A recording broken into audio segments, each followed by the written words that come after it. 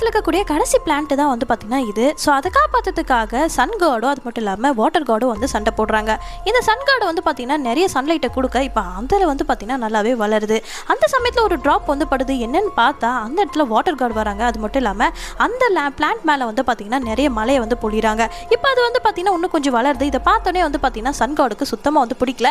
So அவரோட பவரை use பண்ணி வந்து பார்த்தீங்கன்னா இன்னும் நிறைய பவரை கொடுக்குறாரு. இப்போ அந்த பிளான்ட் வந்து பார்த்தீங்கன்னா நல்லாவே வளர ஆரம்பிக்குது.